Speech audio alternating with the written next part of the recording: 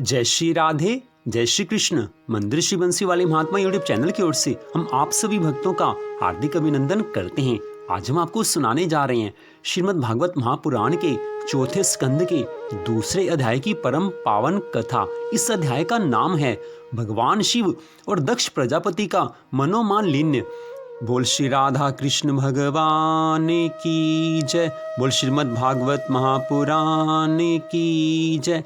इससे पिछले अध्याय की कथा में आपने सुना था कि किस प्रकार माता सती के बारे में कथा बताते हुए मैत्रेय ऋषि जी ने कहा था कि माता सती ने योगाग्नि द्वारा दक्ष के यज्ञ में अपने शरीर का त्याग किया था। अब उससे आगे की कथा विदुर जी महाराज कहने लगे हैं कि हे ब्राह्मण, प्रजापति दक्ष तो अपनी लड़कियों से बहुत स्नेह रखते थे। फिर उन्होंने अपनी कन्या सती का अनादर करके शीलवानों में सबसे श्रेष्ठ श्री महादेव जी से द्वेष क्यों किया? महादेव जी भी चराचर के गुरु, वैर रहित शांत मूर्ति आत्मा राम और जगत के परम आराध्य देव हैं। उनसे भला कोई क्यों वैर करेगा? हे भगवान, उन ससुर और दामाद में इतना द्वेष कैसे हो गया जिसके कारण सती ने अपने प्राणों तक की बलि दे दी? ये कथा आप मुझे सुनाने की कृपा करें।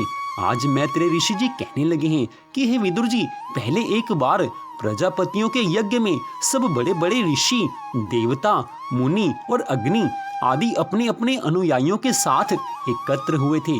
उसी समय प्रजापति दक्ष ने भी उस सभा में प्रवेश किया। वे अपने तेज से सूर्य के समान प्रकाशमान थे और उस विशाल सभा भवन का अंधकार दूर किए देते थे। उन्हें आया देखकर ब्रह्मा जी और महादेव जी के अतिरिक्त अग्नि पर्यंत सभी सभासद उनके तेज से प्रभावित होकर अपने अपने आसनों से उठकर खड़े हो गए हैं। दक्ष प्रजापति को यह लगा कि महादेव भगवान ने उनका सम्मान नहीं किया है, लेकिन वास्तव में भगवान श्री शिव शंकर जी महाराज भगवान नारायण का उस समय ध्यान कर रहे थे। इसलिए कब दक्ष प्रजापति आए और कब वो आकर अपने आसन पर विराजमान हुए हैं, उनके बारे में भगवान शिव शंकर को पता ही नहीं चला, क्योंकि वह भगवान के ध्यान में लीन थे। भगवान से प्यार हो तो ऐसा हो, भगवान शिव शंकर जी जैसा हो कि भगवान के ध्यान में इतने लीन है कि कौन आया कौन गया इसका उनको मालूम ही नहीं चला। तो आज दक्ष प्रजापति इसको अपना अपमान समझ बैठे हैं। उनके हृदय में ये बात आ गई है कि भगवान श्री शिव शंकर ने जानबूझकर उनका अपमान किया है। दक्ष प्रजापति ने इसमें अपना अपमान समझकर भगवान श्री शिव शंकर जी की ओर क्रोध भरी दृष्टि डाली है। इसके बाद वो कहने लगे हैं कि देवता और अग्नियों के सहित समस्त ब्रह्म ऋषिगण मेरी बात सुने। मैं ना समझी या द्वेषवश नहीं कहता, बल्कि शिष्टाचार की बात कहता हूँ। यह निर्लज महादेव समस्त लोकपालों की पवित्र कीर्ति को धूल में मिला रहा है।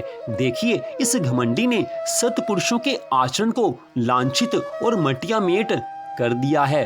बंदर के से नेत्र वाले इसने सत्पुरुषों के समान मेरी सावित्री सरीखी मृगनयनी पवित्र कन्या का अग्नि और ब्राह्मणों के सामने पानी ग्रहण किया था। इसलिए यह एक प्रकार से मेरे पुत्र के समान हो गया है। उचित तो यह था कि यह उठकर मेरा स्वागत करता, मुझे प्रणाम करता, परंतु इसने वाणी से भी मेरा सत्कार नहीं किया है। मैंने इच्छा न होते हुए भी भावीवश इसको अपनी सुकुमारी कन्या दे दी। इसने सत्कर्म का लोप कर दिया है। यह सदा अपवित्र रहता है, बड़ा घमंडी है और धर्म की मर्यादा को तोड़ रहा है। यह प्रेतों के निवास स्थान भयंकर शमशानों में भूत प्रेतों को साथ लिए घूमता रहता है। पूरे पागल की तरह सिर के बाल बिखेरे नंग धड़ंग भटकता है, कभी हंसता है कभी रोता है। गले में भूतों के पहनने योग्य नरमुंडों की माला और सारे शरीर में हड्डियों के गहने पहने रहता है। यह बस नाम भर का शिव है, वास्तव में पूरा अशिव अर्थात अमंगल रूप है। जैसे यह स्वयं मतवाला है, वैसे ही इसे मतवाले ही प्यारे लगते हैं। भूत प्रेत प्रमथ आदि नीरे तमोगुनी स्वभाव वाले जीवों का यह नेता है। अरे, मैंने केवल ब्रह्मा जी के बहकावे में आकर ऐसे भूतों के सरदार, आचारहीन और दुष्ट स्वभाव वाले को अपनी भोली भाली बेटी ब्याह दी।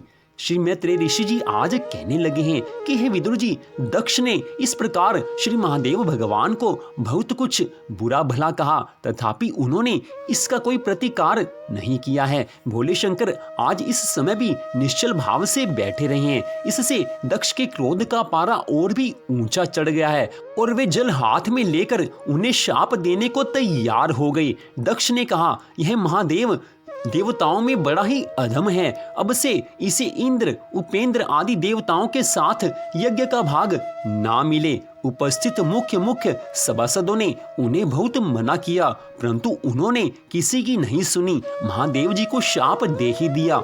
फिर वे अत्यंत क्रोधित होकर उस सभा से निकलकर अपने घर को चले गए हैं। जब भगवान शंकर के अनुयायियों में अगर गण्य नंदीश्वर को यह हाल मालूम हुआ कि दक्ष ने शाप दिया है, तो वे क्रोध से तमा उठे और उन्होंने दक्ष तथा उन ब्राह्मणों को जिन्होंने दक्ष के दुर्वचनों का अनुमोदन किया था, बड़ा भयंकर शाप दे दिया। वे बोले, जो इस मरण धर्मा शरीर में ही अभिमान करके किसी से भी द्रोह न करने वाले भगवान शंकर से द्वेष करता है, वह भेद बुद्धि वाला मूर्ख दक्ष तत्व ज्ञान से विमुख रहे।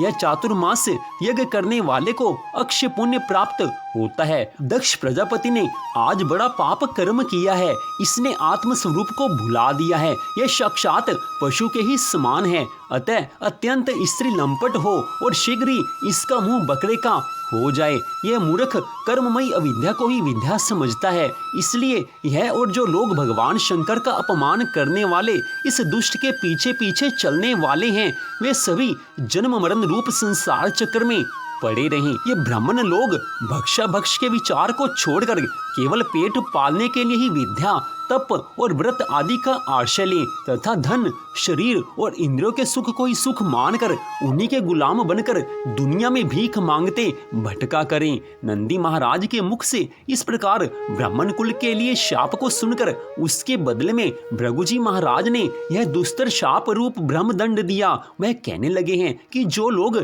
शिव भक्त हैं तथा जो उन भक्तों के अनुयायी हैं, वे सत्य शास्त्रों के विरुद्ध आचरण करने वाले और पाखंडी हों, जो लोग शोचाचार विहीन, मंद बुद्धि तथा जटा, राख और हड्डियों को धारण करने वाले हैं, वे ही शैव संप्रदाय में दीक्षित हों, जिसमें सुरा और आसव ही देवताओं के समान आदरणीय है। तुम लोग जो ब्राह्मणों की निंदा करते हो, इससे मालूम होता है कि तुमने पाखंड का आश्रय ले रखा है। यह वेद मार्ग ही लोगों के लिए कल्याणकारी और सनातन मार्ग है।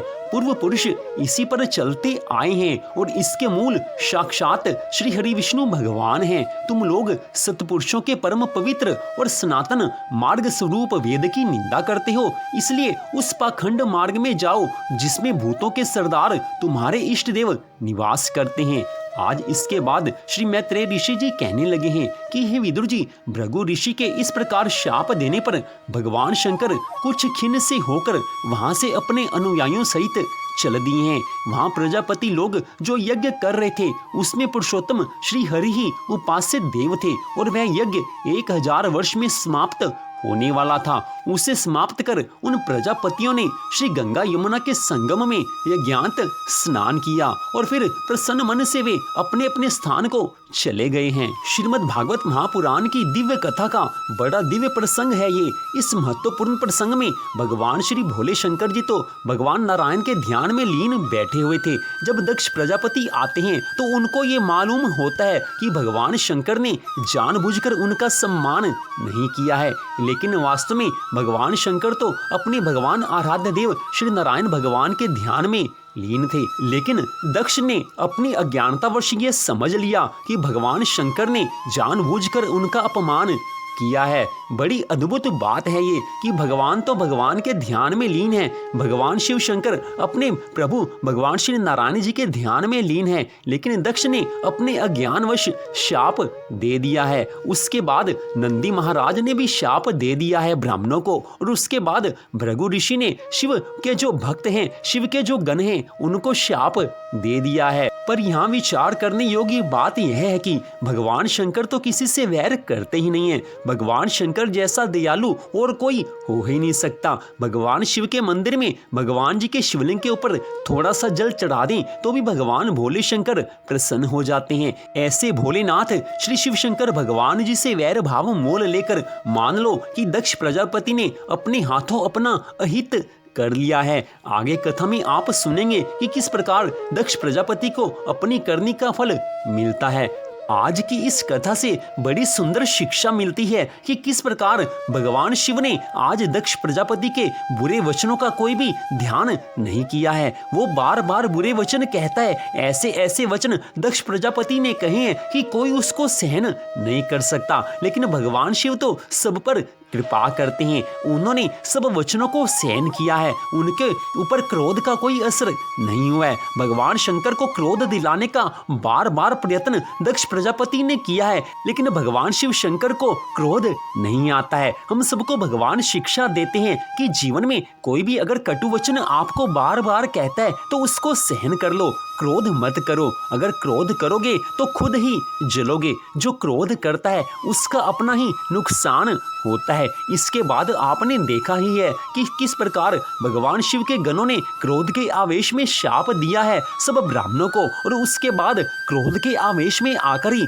भृगु ऋषि ने शिव गणों को शाप दिया है। इसलिए भगवान शंकर अपने इस व्यवहार द्वारा, अपनी इस लीला द्वारा सबको बताते हैं कि जिस प्रकार मैंने क्रोध नहीं किया दक्ष प्रजापति की गलत बातों का, ठीक वैसे ही हम सबको भी क्रोध नहीं करना चाहिए। भगवान श्री शिव शंकर जी आज अपनी इस लीला द्वारा हम सबको यही बताते हैं कि कलयुग के हम सब वासियों को कभी क्रोध नहीं करना चाहिए। भगवान तो अपनी हर लीला द्वारा कुछ न कुछ शिक्षा देते ही हैं। अब हम सबके ऊपर है कि हम उसको कितना मानते हैं या कितना नहीं मानते। अगर भगवान की कृपा से हम उनको मान लेते हैं, भगवान की बात को मान लेते हैं, तो हमारा उद्धार संभव है, क्योंकि भगवान की बात मानने से उद्धार हो ही जाता है।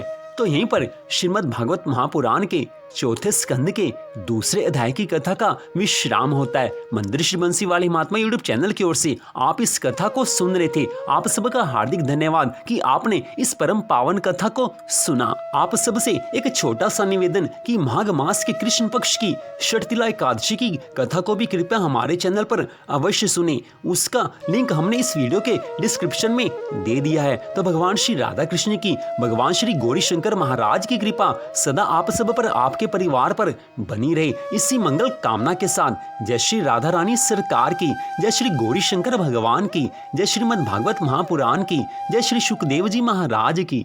जय जय श्री राधे, जय जय श्री राधे, जय जय श्री राधे श्याम।